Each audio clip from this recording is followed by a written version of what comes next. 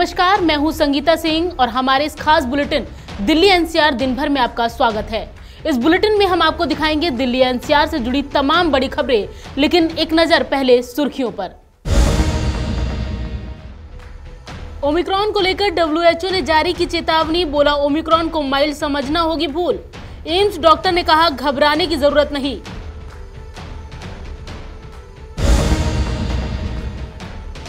दिल्ली के स्वास्थ्य मंत्री सत्येंद्र जैन ने बताया दिल्ली में पाबंदियां लगाना क्यों है जरूरी, लोगों से मास्क लगाने की अपील। प्रधानमंत्री की सुरक्षा में चूक पर सुप्रीम कोर्ट सख्त, मामले में की निंदा। सुप्रीम कोर्ट में सुनवाई के दौरान राज्य और केंद्र ने एक दूसरे की जांच कमेटियों पर जताई आपत्ति। नीट पीजी काउंसलिंग का रास्ता साफ, सुप्रीम कोर्ट ने सुनाया राहत भरा फैसला। इस सत्र में लागू होगा ओबीसी और ईडब्ल्यूएस आरक्षण। दिल्ली के बेगमपुर में गिरा मकान, मलबे में दबकर 2 लोगों की मौत, 2 घायलों को रेस्क्यू कर बचाया गया।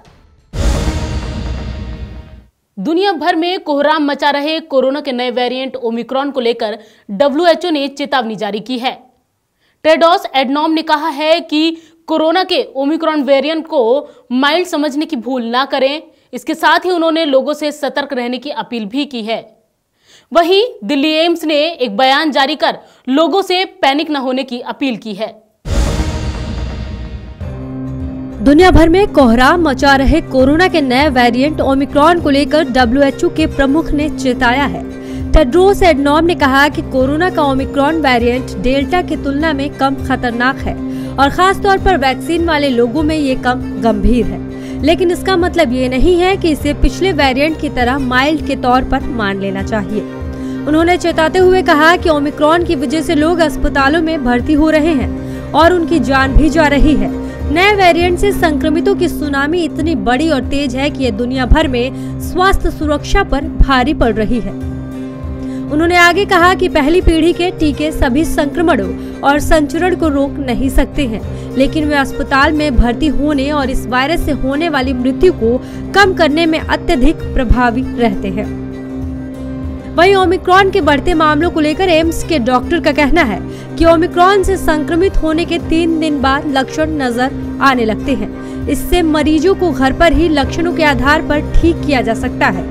कुछ को ही अस्पताल ले जाने की जरूरत पड़ सकती है। अगर सांस लेने में तकलीफ हो, छाती में लगातार दर्द और भारीपन महसूस हो रहा हो या सामान्य कमरे में ऑक्सीजन सैचुरेशन का स्तर 94 से कम हो, तो ऐसे मामलों में अस्पताल जाने की जरूरत पड़ सकती है। ब्यूरो रिपोर्ट, नवोदय टाइम्स, नई दिल्ली। राजधानी दिल्ली में कोरोना के बढ़ते संक्रमण के बीच स्वास्थ्य मंत्री सत्येंद्र जैन ने संक्रमण दर के 17% पहुंचने की आशंका जाहिर की है। इसके साथ ही उन्होंने इस संक्रमण के खतरे को कम से कम करने के लिए लोगों से मास्क लगाने और कोरोना गाइडलाइन के पालन करने की अपील की है। साथ ही उन्होंने साफ किया है कि दिल्ली में सख्तियां लगाना क्यों जरूरी है। कहीं भी जैसे कल 15,000 थे तो आज 17,000 के आसपास केस आने के चांसेस हैं। अभी डाटा इकट्ठा हो रहा है, थोड़ी देर में आपको बता दिया जाएगा। 17,000 के आसपास केस आने के चांसेस हैं। पॉजिटिविटी क्या हो सकती है सर? कल से 1-2% ज़्यादा। आज कल 15% थी, आज 17-18 हो जाएगी। जिस हिसाब से कैपेसिटी की बात करें, क्या कुछ उम्मीद है कि बसेज और मेट्रो की कैपेसिटी को भी कम करने के लिए सरकार करेगी, जिस हिसाब से केसेस बढ़ रहे हैं या नहीं? देखिए, जो 2 साल का एक्सपीरियंस बता रहा है ना, सबसे इम्पॉर्टेंट एक्सपीरियंस ये कह रहा है कि आपको कैपेसिटी आधा करने से और उसमें सबने मास्क नहीं लगाया तो वो ज़्यादा खतरनाक है रादर देन कैपेसिटी फुल करके सबने मास्क लगाया हो। हमने कहा कोविड अप्रोप्रिएट बिहेवियर का पालन करते हुए मेट्रो में सिटिंग कैपेसिटी और बसेज में सिटिंग कैपेसिटी, हम स्टैंडिंग की बात नहीं कर रहे हैं। बस में टोटल कैपेसिटी 80 लोगों की होती है, सिटिंग होती है 32, तो हम कह रहे हैं 32 लोग आ सकते हैं। 32 लोग अगर मास्क लगा के चलेंगे तो उसमें खतरा बहुत कम है रादर देन के बिना मास्क के 10 लोग भी चलें। एक और सवाल, जिस हिसाब से सर आपने 2 दिनों का लॉकडाउन तो लगा दिया, मतलब फ्राइडे नाइट से लेकर मंडे सुबह मॉर्निंग तक। अब दुकानदार की जो काम करने वाले वर्कर हैं, जो गरीब लेबरर हैं, वो कहते हैं कि साहब ऑड इवन को सिस्टम भी तो खत्म कर दे, कम से कम हमारा भी तो रोजगार चल सके। तो क्या सरकार इस पर विचार करेगी? मुझे ऐसा लगता है कि देखो, दिल्ली के अंदर सबसे पहले ये ओमिक्रॉन की जो लहर आई है, क्योंकि विदेशों से फ्लाइट भी दिल्ली में आई थी, तो दिल्ली को जो दिल्ली ने जो रेस्ट्रिक्शंस लगाए हैं वो रेस्ट्रिक्शंस बहुत ज़रूरी थे। कई बार लगता है कि कुछ लोगों ने थोड़ा ज़्यादा लगा दिया है, बट रिपेंट करने से बेटर है, बाद में पछताने से बेटर है कि थोड़े रेस्ट्रिक्शन ज़्यादा भी हों। भाई देखो, हमने सारे एजुकेशनल इंस्टीट्यूशन बंद कर दिए, जिम बंद कर दिए, हमने सारे सिनेमा हॉल बंद कर दिए, बैंकेट हॉल बंद कर दिए, पब्लिक गैदरिंग्स बंद कर दी, शादियों में 20 लोग कर दिए, फ्यूनरल में 20 लोग कर दिए। तो सारे रेस्ट्रिक्शन हमने लगाए। उसी के अंदर ये था इवन ऑड में दुकानें खुलेंगी, क्योंकि वरना देखो आपने अखबारों में पढ़ा था कितनी फोटोएं आ रही थी कि कितने लोग भीड़ हो रही थी। तो मुझे लगता है कि अभी थोड़े दिन ये चलाने की आवश्यकता है। केसेस कम आएंगे तो जरूर इसके ऊपर विचार किया जाएगा। सर लेकिन इन मजदूरों के लिए कुछ किया जाएगा, क्योंकि लगातार 2 दिन कंस्ट्रक्शन को बंद नहीं किया गया बिल्कुल भी। मैं आपको क्लैरिफाई कर देता हूँ, कंस्ट्रक्शन साइट्स को बंद नहीं किया गया है दिल्ली में किसी भी तरीके से। सर WHO ने बोला है कि माइल्ड जो इसे कह रहे हैं वो गलत कह रहे हैं, कॉम्प्लिकेशंस पहले से कम जरूर है लेकिन माइल्ड नहीं है बिल्कुल भी ये वेरिएंट। मैं तो देखो 2-4 चीज़ें बता सकता हूँ आपको, ये तो एक्सपर्ट ही बताएंगे या WHO ही बताएगा कि क्या है क्या नहीं है। आज 31,498 एक्टिव पेशेंट हैं और हॉस्पिटल में जो बेड ऑक्यूपाइड हैं वो 1091 है, मतलब लगभग 3% भी नहीं है। जब पिछली बारी 30,000 बेड ऑक्यूपाइड थे तो हमारे पास हॉस्पिटल में कम से कम 7,000 बेड ऑक्यूपाइड थे। पहले के मुकाबले में 6 गुना या 7 गुना पेशेंट कम हैं हॉस्पिटल्स के अंदर। अब उसको आप माइल्ड कहिए या नहीं कहिए, कहना ये भी इसका मतलब निकाल सकते हैं। पंजाब में प्रधानमंत्री नरेंद्र मोदी की सुरक्षा में हुई चूक को लेकर देश भर में राजनीतिक बवाल जारी है। इस मुद्दे पर आज सुप्रीम कोर्ट में सुनवाई हुई। इस दौरान सुप्रीम कोर्ट काफी सख्त नजर आया। कोर्ट ने फटकार लगाते हुए इसे rarest of the rare case बताया। वहीं सुनवाई के दौरान केंद्र और राज्य सरकार ने एक दूसरे की कमेटियों पर सवाल उठाए।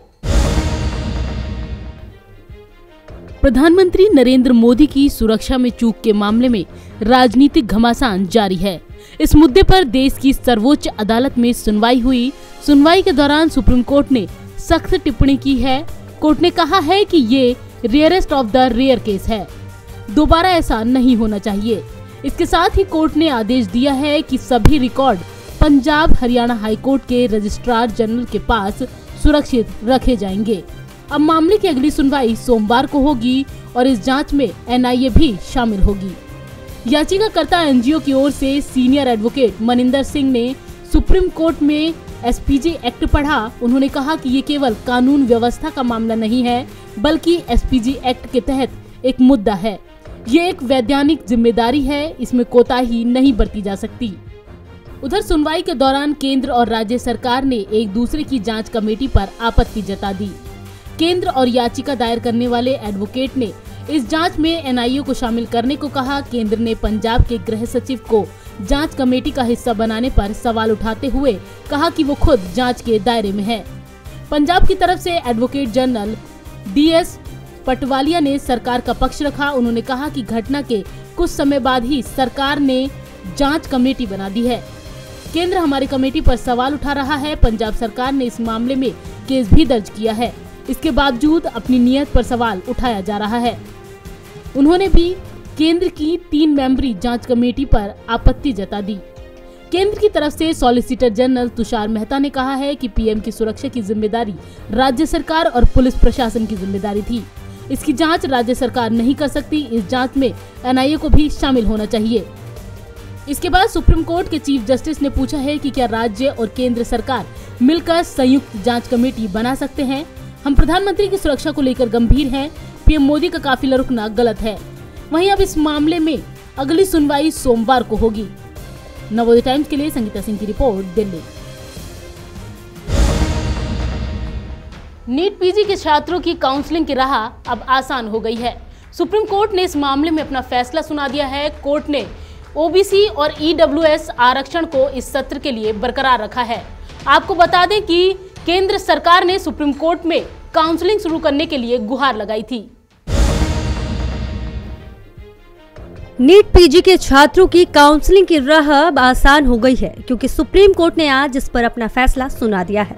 साथ ही OBC और EWS आरक्षण को भी इस सत्र के लिए बरकरार रखा है। दरअसल केंद्र सरकार ने काउंसलिंग शुरू करने की गुहार लगाई थी। कोर्ट ने बीते दिन मामले पर सुनवाई करते हुए फैसला सुरक्षित रख लिया था। कोर्ट के फैसले के बाद ये साफ हो गया है कि OBC को नीट PG काउंसलिंग में 27% का आरक्षण मिलेगा। साथ ही EWS छात्रों को भी इसी सत्र से आरक्षण का फायदा मिलेगा। कोर्ट ने कहा कि काउंसलिंग जल्द शुरू किए जाने की जरूरत है। फिलहाल कोर्ट इस मामले पर विस्तार से सुनवाई मार्च में करेगा। बता दें कि नीट काउंसलिंग में देरी की वजह से नए सेशन के एडमिशन अटके हुए थे। कोरोना काल में अस्पताल में काम कर रहे रेजिडेंट डॉक्टर्स पर काम का लोड बढ़ता जा रहा था, जिसके चलते दिल्ली के डॉक्टरों ने बीते दिनों केंद्र सरकार के खिलाफ बड़ा विरोध प्रदर्शन किया था, जिस पर केंद्र ने सुप्रीम कोर्ट से नीट PG काउंसलिंग मामले में जल्द सुनवाई करने की मांग की थी। ब्यूरो रिपोर्ट, नवोदय टाइम्स, नई दिल्ली।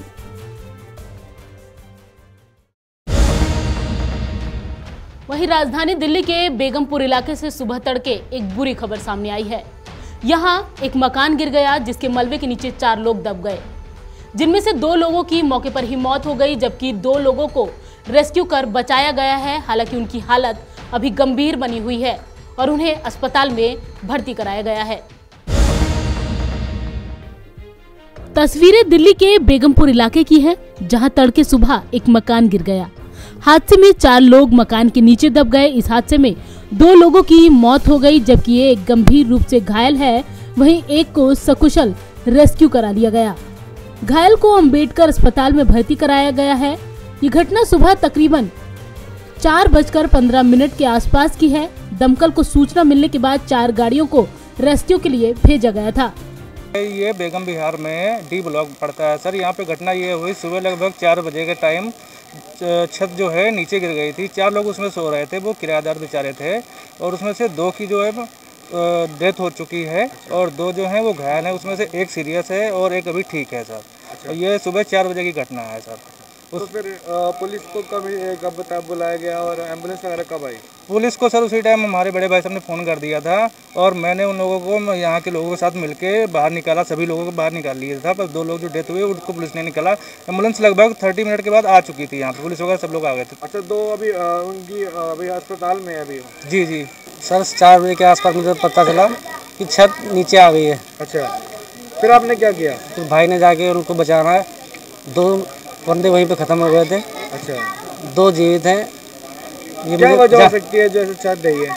ये शायद उसके जो गार्टर है वो सब गल गया था शायद। अच्छा, तो आपने क्या किया फिर? हमने 100 नंबर फ़ोन किया, पुलिस आई, एम्बुलेंस वगैरह सारे लोग आ गए थे, वो लेके गए। इस हादसे में 30 साल के सोनू और 65 साल के केदार की मौत हो गई है। आपको बता दें कि जैन नगर और बेगमपुर इलाके में पहले भी कई मकान पानी की निकासी न होने के कारण धराशायी हो चुके हैं, जिसको लेकर स्थानीय लोगों में जनप्रतिनिधियों और सरकार के खिलाफ नाराजगी है। वहीं इस हादसे के बाद एक बार फिर से लोगों में काफी गुस्सा है। दिल्ली से अनिल कुमार के साथ संगीता सिंह की रिपोर्ट, नवोदय टाइम्स। हमारे इस खास बुलेटिन में फिलहाल इतना ही। बाकी खबरों के लिए जुड़े रहें हमारे साथ और देखते रहें नवोदय टाइम्स TV।